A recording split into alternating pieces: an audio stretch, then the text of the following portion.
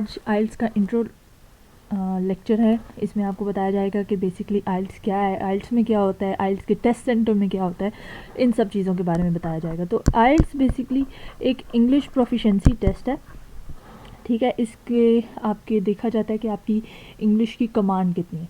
ये आपको बेसिकली लोग बताएंगे कि ये एक इंग्लिश प्रोफिशिएंसी टेस्ट है, जबकि आइल्स सिर्फ एक इंग्लिश प्रोफिशिएंसी टेस्ट नहीं है।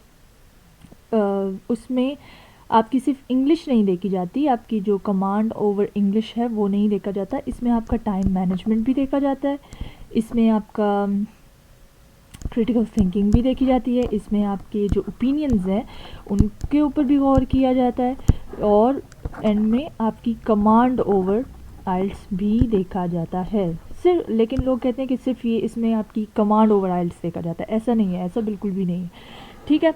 क्योंकि जब वो ये सोचते हैं ना, तो इसी वजह से उनके बैंड्स जो हैं वो कम आ जाते हैं। वो बेसिकली अपनी कमांड, वोकैबुलरी और सेंटेंस मेकिंग में इतना इन्वॉल्व हो जाते हैं कि वो भूल जाते हैं कि आइल्स में टाइम मैनेजमेंट भी करनी पड़ती है। और जब वो क्रिटिकल थिंकिंग का पॉइंट ऑफ व्यू मतलब ये पॉइंट भूल जाते हैं, तो उनकी जो रिपोर्ट राइटिंग है और जो लिसनिंग है वो बहुत ज़्यादा, लिसनिंग, रीडिंग और रिपोर्ट राइटिंग, ठीक है, जो एकेडमिक दे रहे हैं वो हम उसके बारे में आगे बात करते हैं। उस पर बहुत ज़्यादा इफ़ेक्ट पड़ता है अगर आप अपनी क्रिटिकल थिंकिंग डेवलप नहीं करते। और ओपिनियन जब आप दे रहे हैं तो आपके ऐसे पे बहुत ज़्यादा इफेक्ट पड़ता है। इसीलिए हमें इन चारों चीज़ों को साथ लेके चलना चाहिए। IELTS is not just your vocabulary testing examination, okay. अच्छा, तो आइल्स दो तरह का होता है, एक जीटी होता है और एक एकेडमिक होता है। अच्छा, जीटी मतलब जनरल ट्रेनिंग, ठीक है। जीटी क्यों यूज़ आइल्स देते हैं? अच्छा, एक और तरह का आइल्स होता है UKVI। ये आपके वीज़ा लगने के लिए, इंटरनेशनल वीज़ा लगने के लिए दिया जाता है। जीटी बेसिकली आपकी जॉब के लिए दिया जाता है। अगर आपने जॉब करनी है फ़ॉरेन में जाके, मोस्टली यूके, ऑस्ट्रेलिया और जहाँ जहाँ पे आइल्स एप्लीकेबल है वहाँ पे, ठीक है, ये आपकी जॉब के लिए दिया जाता है। और एकेडमिक आपकी स्टडीज़ के लिए दिया जाता है, ठीक है। लेकिन कुछ जॉब्स ऐसी हैं जो कि एकेडमिक मांगती हैं, एकेडमिक आइल्स मांगती हैं। जिस तरह के मेडिकल फील्ड की जॉब्स जो हैं फ़ॉरेन में, वो एकेडमिक आइल्स आपका देखते हैं, ठीक है। अच्छा, तो अब बात हम कर लेते हैं कि आइल्स के कितने मॉड्यूल्स हैं। आइल्स के बेसिकली 4 मॉड्यूल्स हैं, ये तो आपको पता ही होगा। सबसे पहला है लिसनिंग, फिर है रीडिंग और फिर है राइटिंग और फिर है स्पीकिंग। स्पीकिंग या तो आपका इन तीनों से पहले हो जाता है या तो उसके बाद हो जाता है। लेकिन लिसनिंग, रीडिंग, राइटिंग जो है एक ही तरह, मतलब एक ही दिन में होते हैं और इसी ऑर्डर में होते हैं, ठीक है। अब हम बात कर लेते हैं एक एक मॉड्यूल की, अलहदा से बात कर लेते हैं, और इनके अपने अपने भी मैं लेक्चर बना दूंगी इनको ज़्यादा एक्सप्लेन करने के लिए। फ़िलहाल ये छोटा सा इंट्रो है। जो अब हम बात कर लेते हैं कि आइल्स के टेस्ट सेंटर में क्या होता है। जिन्होंने नया नया आइल्स देना है उनके लिए ये इन्फॉर्मेशन ज़्यादा इम्पॉर्टेंट है, क्योंकि आप जब एक बंदे को पता नहीं होता ना कि मैं जाऊंगा तो वहाँ पे क्या होगा, तो उनको ज़्यादा नर्वसनेस होती है। तो उससे बचने के लिए आप ये पार्ट ज़रूर देखें। टेस्ट सेंटर में बेसिकली शुरू में आपका होता है लिसनिंग, ठीक है। लिसनिंग 40 मिनट्स का है, ठीक है। इसमें 40 मिनट्स का नहीं है, इसमें 40 क्वेश्चंस होते हैं, ठीक है। अच्छा, इसमें 40 क्वेश्चंस होते हैं और ये होता है 50 मिनट्स का, ठीक है। कैसे 50 मिनट्स का होता है कि 40 क्वेश्चंस के बाद आपको 10 मिनट्स अलहदा से दिए जाते हैं कि आप अपनी जो बुकलेट है उसमें से क्वेश्चंस को आंसर शीट पे ट्रांसफ़र कर दें, ठीक है। तो लिसनिंग में आपको 3 चीज़ें प्रोवाइड की जाती है, एक बुकलेट, एक आंसर शीट और तीसरी सैम्पल पेपर। सैम्पल पेपर आपको दिया जाता है पेपर बेस्ड आइल्स में। अच्छा, अब पेपर बेस्ड आइल्स क्या होता है? दो तरह के आइल्स होते हैं, एक आप पेपर पे दे सकते हैं और दूसरा आप कंप्यूटर पे दे सकते हैं, कंप्यूटर बेस्ड आइल्स पे।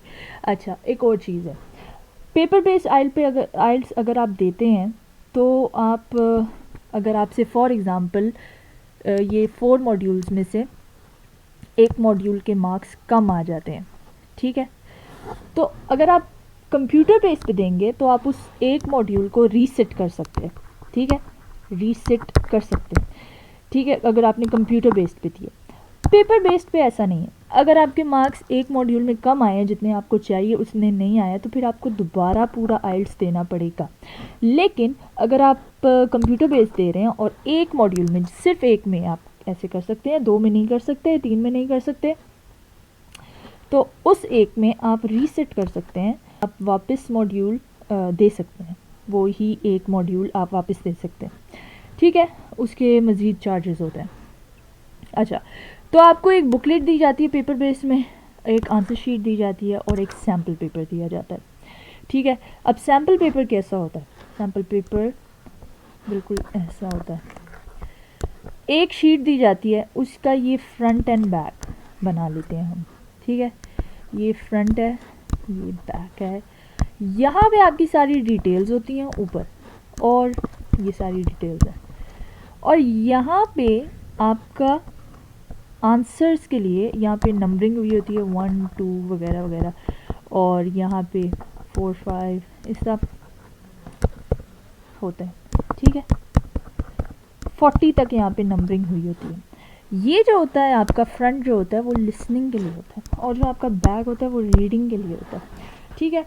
तो अब इसमें ये होता है ना कि आपको जो भी आपके एक बुकलेट दी जाती है, लिसनिंग में बुकलेट आपको प्रोवाइड की जाती है, उसके अंदर फिर एक रिकॉर्डिंग चला दी जाती है, और फिर उस रिकॉर्डिंग के साथ साथ आपने उस बुकलेट में आंसर लिखने होते हैं। ये 40 क्वेश्चंस होते हैं, 40 मिनट की रिकॉर्डिंग होती है, फिर आपको मज़ीद 10 मिनट्स दिए जाते हैं कि आप उन क्वेश्चंस को अपनी आंसर शीट पे उतार सकें। अच्छा, रीडिंग में भी बिल्कुल 40 क्वेश्चंस होते हैं, लेकिन इसके आपको 60 मिनट्स टाइम दिया जाता है। ये क्यों?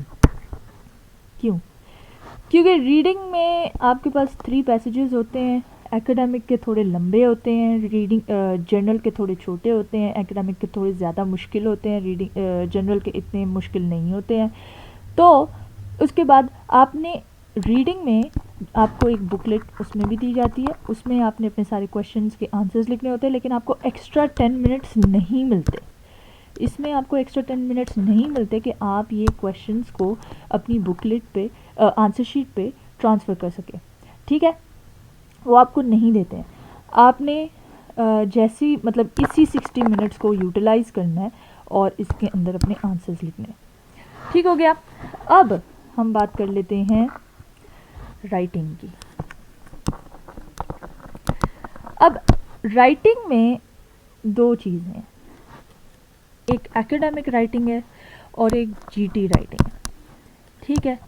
इन दोनों में एक चीज़ कॉमन है, वो है ऐसे, ठीक हो गया।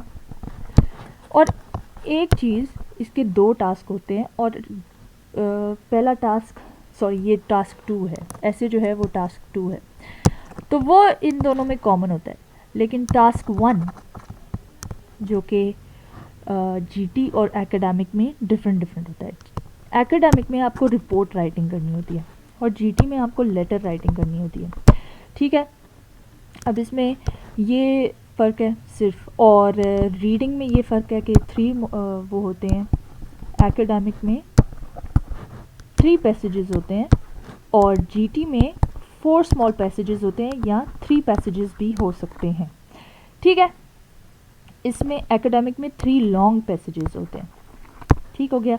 अच्छा, अब उन पैसेजेस में क्या फ़र्क है कि इसमें आपको या तो ग्राफ्स भी दिए जाते हैं, ठीक है, फिगर्स दिए जाते हैं, उसके मुताबिक आपसे क्वेश्चंस किए जाते हैं, ठीक है। इनमें से एक पैसेज में से। अच्छा, अब आ जाते हैं हम स्पीकिंग पे।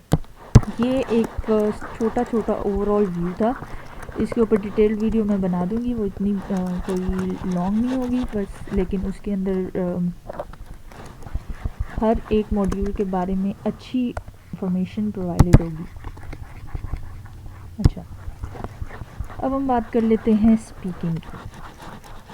स्पीकिंग जो होता है ना, ये आपका या तो आपकी ये रिटन टेस्ट से पहले होगा या तो रिटन टेस्ट के बाद होता है, ठीक है।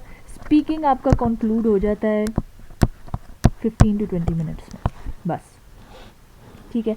इसके भी 3 पार्ट्स होते हैं। पार्ट 1 जो है वो आपका डायलॉग है।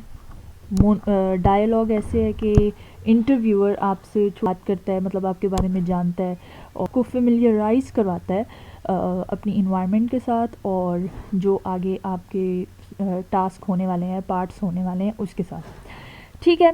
फिर पार्ट 2 आ जाता है। पार्ट 2 में क्या होता है? पार्ट 2 मोनोलॉग है। मोनोलॉग क्या होता है? इसमें सिर्फ आपने बोलना होता है, इंटरव्यूअर ने कुछ भी नहीं बोलना होता, ठीक है। फिर आ जाता है पार्ट 3, वो भी डायलॉग है, ओके।